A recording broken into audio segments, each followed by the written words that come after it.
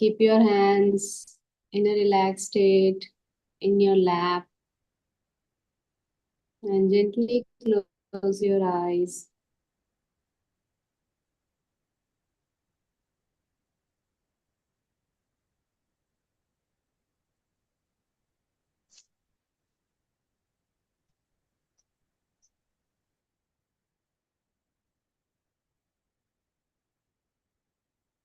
And now relax your whole body.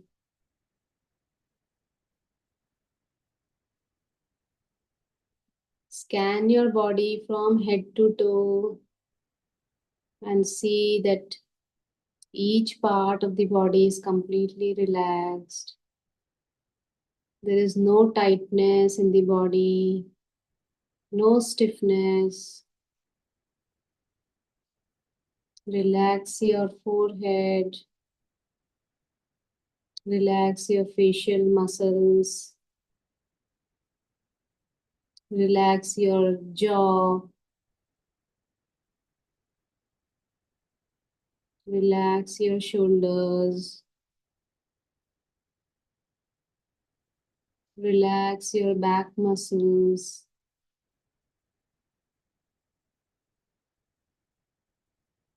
and keep your legs and hands also in a very relaxed and comfortable posture.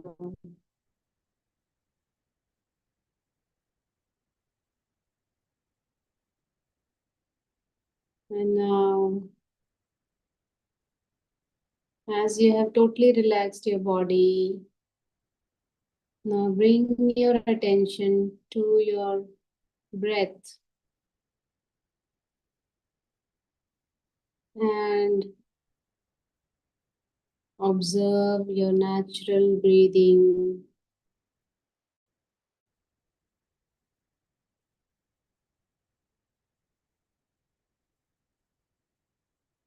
Just observe your effortless, soft breathing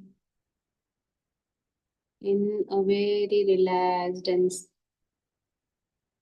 still state.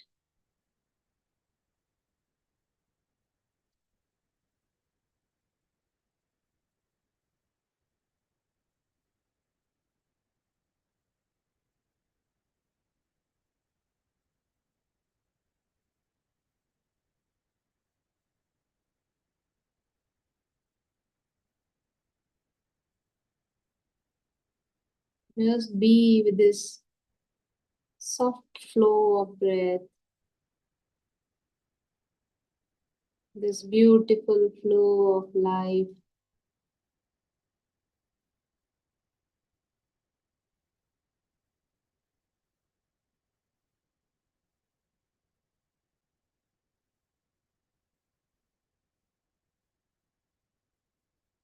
And you can continue to be in this relaxed, meditative state with eyes closed. And you can listen as we proceed with the further part about the law of duality or the law of polarity that we had initiated yesterday. So we'll go further with this law.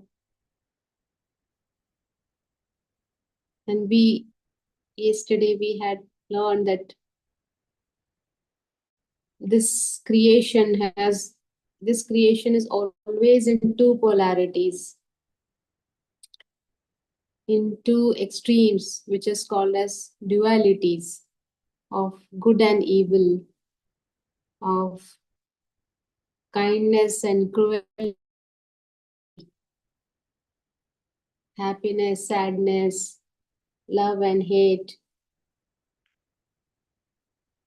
rich, poor, high, low, openness, closeness. And although these seem opposite, pairs of opposite, but they are actually points on one continuous scale. They are just two parts of one property, one attribute. They are parts of the same attribute. Like suppose sleep and awake, they are opposite, but they are simply two points of awareness. They are the degree of awareness. Sleep means there is zero awareness, and awake means if I'm awake, that means I have full awareness. And it seems that these polarities are binary, like all or none. Binary means either it is zero or it is one. But it is not like that. These these polarities happen in small shifts in degree. They are not like all or none. That is why when we try to do some work upon them, like when we try to work on our own dualities, then we experience that there are small shifts rather than instantly converting from one pole to the other. Like for example, the dualities of fear and trust. When we try to work on fear, it does not instantly happen that it is turned into trust and the fear is gone totally. It happens in small shifts, little by little. So, fear and trust are there just degrees of faith on something. So, with this understanding, when we try to work on certain things on ourselves, which are creating some pain or suffering or limitation in life, like anger or grief or fear, or if there is indiscipline in my life and I want to work on it, if there is procrastination, then remember that we are actually working on one thing only. So when I am working on my anger, suppose, that means I am reducing my degrees of reactivity. So anger is the highest reactivity, and the opposite pole is peace, which is of which is about reactivity only when utmost necessary. So when I'm working on my anger and I expect that my anger should totally go, but it doesn't happen. It means that I have not understood this law. And this shift will not happen that from 100% anger, there is 100% peace will happen. This swap will not be like that. This swap will not be binary, but it will happen in small titrations, you know. So this knowledge will help us to be patient. It will help me to be patient with myself, to be kinder to myself when I'm trying to improve something upon in life, or not. It will help me not being self judgmental. Like suppose if if I reacted, that means I'm a failure. It shouldn't be that way. There shouldn't be any self judgment. And this is also what we call as self love, just accepting where you are. Accepting where you are is self love. That, okay, I am aware. I accept that I react impulsively at times, and I do intend to reduce that with so and so strategy. This is my method, either by meditation or by pranayam or any method. So it is self compassion. Only when there is self compassion and self love, then only you can be compassionate to others and you can give love to others. So when suppose I find that I'm still impulsive at times, does it mean that I'm a failure? So just like success and failure are also, they are also two polarities of the same quality. Success and failure, they actually describe the degree to which a goal is achieved or the degree to which a desired outcome is there or not. So one small failure doesn't make you 100% failure, a complete failure. It doesn't happen that way. Or when you're successful a bit, it doesn't mean you are 100% successful. So mm, one has to understand these polarities are just, they are they are part of a spectrum. And so I do not attach my identity or self-worth with one of the poles, like I am a failure. I don't attach that because I know that it is a moving scale and this scale will always move.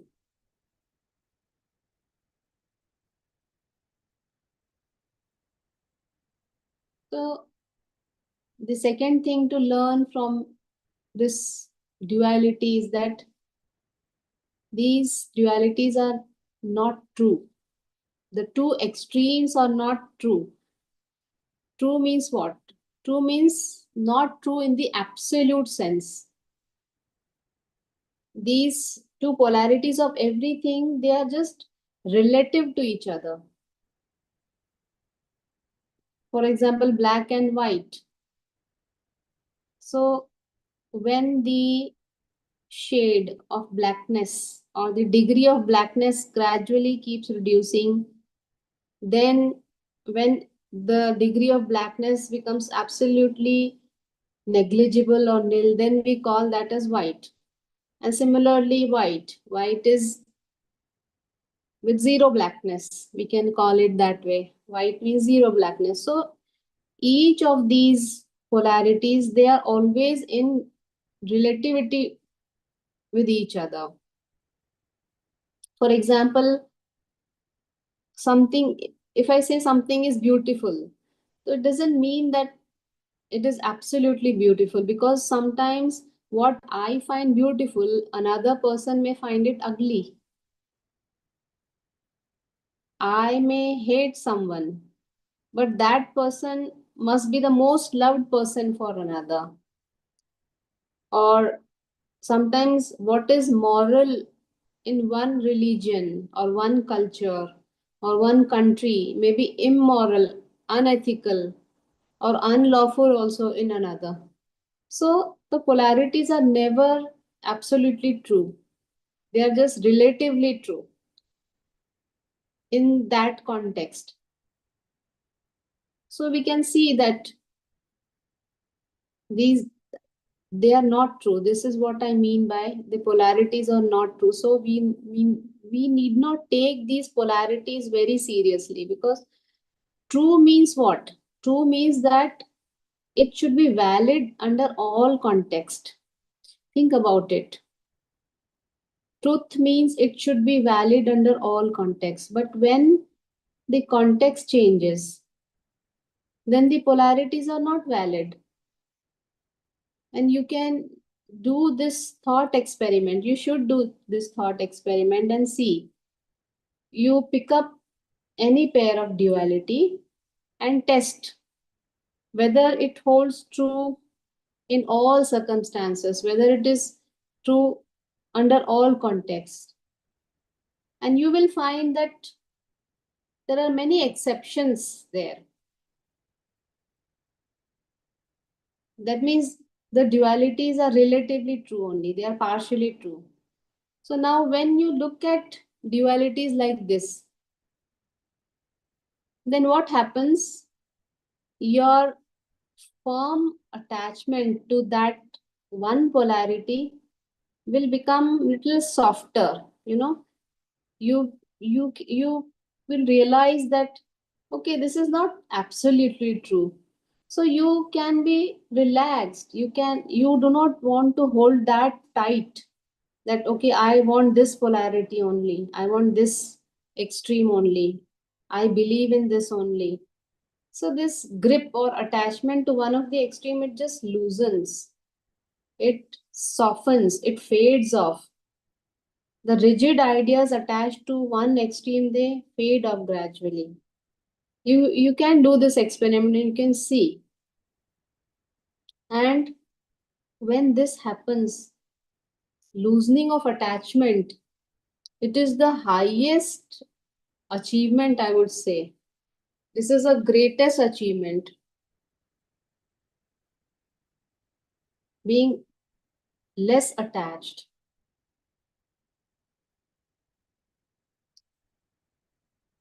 So the mind which is not attached, which is not bothered by any extremes, whether there is happiness or there is sadness, whether there is money or there is no money. So such a mind is not bothered by any of the extremes. It just knows, this mind knows that they are just a scale, and this slider can be anywhere in this scale, and you are not that slider. You will not change. Only the polarities, only the spectrum will change. So I need not attach my identity to that, either of the extremes or the slider. So such a mind which is not attached to any of the extremes, not bothered by any of the extremes, this is the mind which is equanimous, which we call as equanimous mind. And equanimity is the quality of an enlightened mind. Equanimity, what we call as Samabuddhi. Samabuddhi is Samadhi. Samabuddhi means an intellect which is balanced. A balanced intellect, an equanimous mind is an enlightened mind. So this is enlightenment actually. It is nothing so great or so big. An enlightened person doesn't look like someone so different. He is just an ordinary person, but with an extraordinary mind. That is the only difference. So an enlightened person never looks different from outside. He just is different from inside. That is the character. A mind which is beyond attachments, beyond attachment to one of the poles, one of the dualities, that I want only pleasure. I will repel the unpleasant things. So this is what is called raga and dvesha.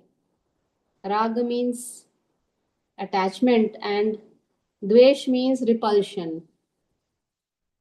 So the Bhagavad Gita also says that one has to be rahit, rag dvesh rahit.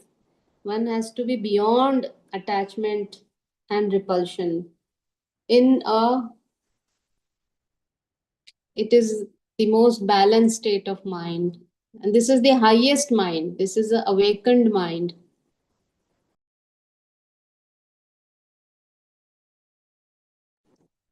So with this knowledge of polarity, and one will get the most practical superpowers to navigate everyday life, as well as it paves the way for the highest spiritual state also. So in everyday life, when you practice this knowledge, when you remember how the polarities are, they are not true and they are not absolute, and they are just one quality, one attribute. So with this understanding, you will stop getting stuck in everyday life extremes. Because the highs and lows of life, it takes us on a ride, on the roller coaster ride. You know, when there is high, you are happy. When there is low, you go deep into depression. So most people get stuck in this, get trapped in one extreme and suffer endlessly. But it is not necessary. Once you realize that these extremes, these polarities are just one same stick, they are two ends of the same stick, same scale. So there's nothing to worry, nothing. You need not take any of these extremes seriously. So when one is in such a state, it gives a very good emotional control. You are in a balanced state, and bad things, they don't hurt much. Bad things will hurt less when you see them like as some temporary position on a spectrum. And bad thing is not something which is bad is not absolutely true. So I need not think that it is something very important or something to be paid a lot of attention. So this is how it gives a better emotional control in the day-to-day living. You will be able to take a balanced approach in any sort of conflict, in relationships. Relationship is the most problematic area in most of the people's life. There is at least one relationship which is troubling. But when we attain an equanimous state, equanimous attitude, then we can handle them in a better way. The life challenges.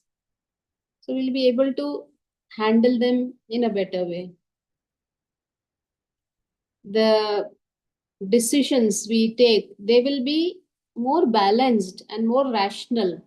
Because when you are on one extreme, when you attach yourself to one extreme and then you take a decision, then the decision is never rational. It is always biased because your state is attached to one extreme.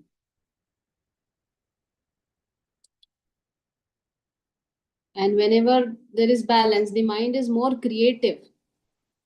All the energy of the mind can be used for creative expression.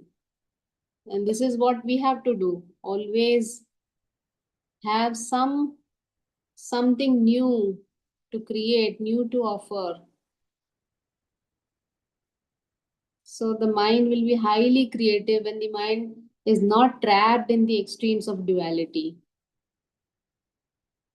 And also, one can have a deeper understanding of your own self. You will realize that you're not stuck with this current state. Whatever is my state right now, whatever I am in life, I'm not stuck with that because there is a whole spectrum to move. So you can move anywhere between the poles. And when you realize this is a great power that you can move, you can change your situation, you can change your state. And that means you are out of the victim mentality. Because when I'm stuck to one thing, I identify myself with one thing, like poor and rich. If I identify myself as poor, that means I'm stuck with this polarity. But if I understand that it is not true, it is just a spectrum where it defines the degree of wealth or the money I have.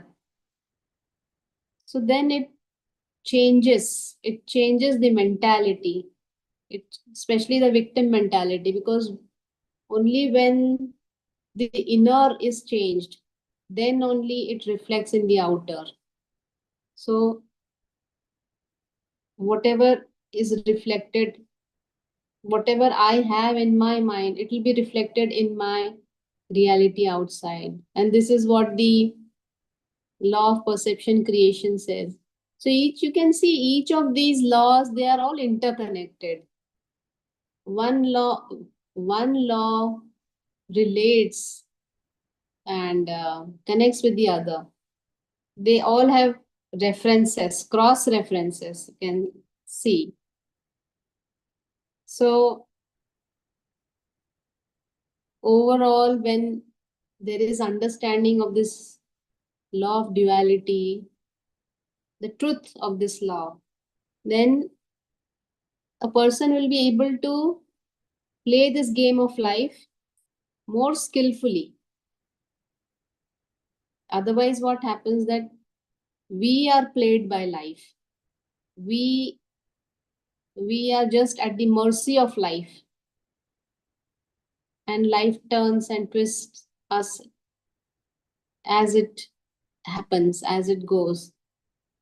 But when we understand this law, then we will not be perturbed by all this game. We can have control of this. So all these laws, which are called as laws of the creation, laws of the universe, they are actually also called as the laws of the illusion. Maya ke niyam hai ye. The Maya or the creation or the illusion is not random. It is perfectly created in an algorithm. It has laws, it works under laws. So when you understand the laws of the illusion, then you can manipulate the illusion, you can play with the illusion. You will be beyond Maya. You will be unaffected by the Maya. And this is what is the most desirable, highest spiritual state, going beyond the Maya, going beyond the veil of this illusion, which seems so impossible to achieve. But with the right knowledge, with the right understanding, everyone can do this. So going beyond the illusion means you can just play with the illusion. You can create your own illusion. You can create your own creation in the way you desire. So your perception will create your reality. This is the power you have, and this is the power one has to realize that it is already existing. We just need to unfold it, uncover it. So, lot of speaking today. I hope it all made sense. I hope it gave some understanding, some clarity, perhaps because I don't have the ability to explain it so clearly. Anyways,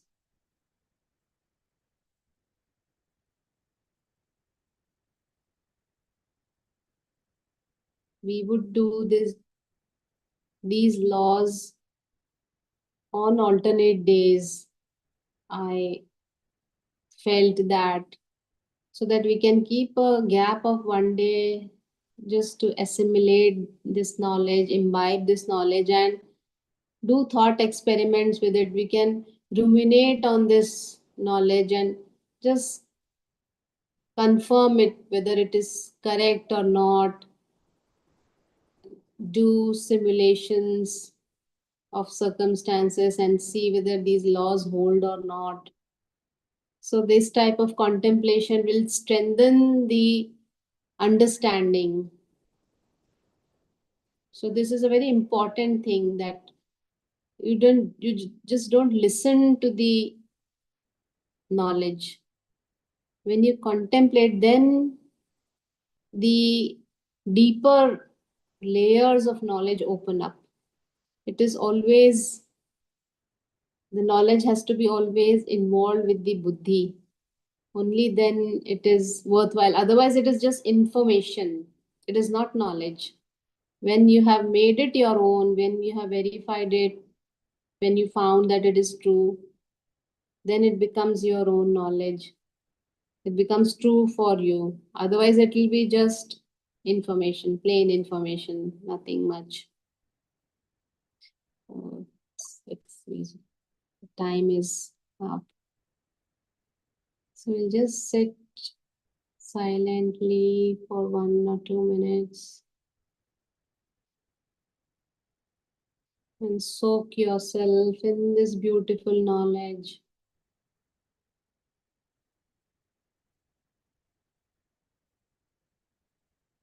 It is grace. It is grace only when someone gets this knowledge, because not everyone gets this grace.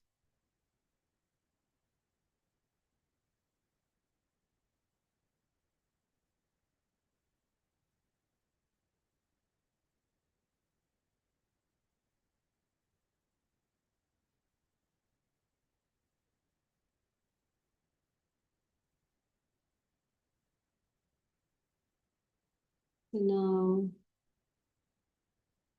if you want to continue meditating,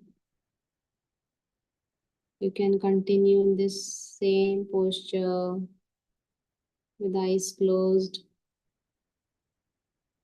for as long as you can. Or if you want to come out of the meditation, then gently become aware of your surroundings, aware of your body. Move your fingers now. Release the interlocking of the fingers and move them. And slowly open your eyes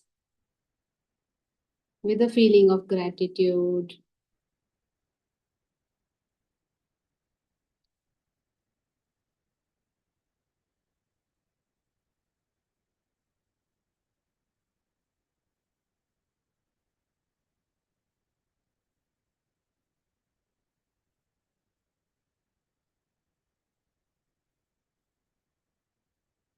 So, should we conclude this session? Or if there's anything to say, anything to ask?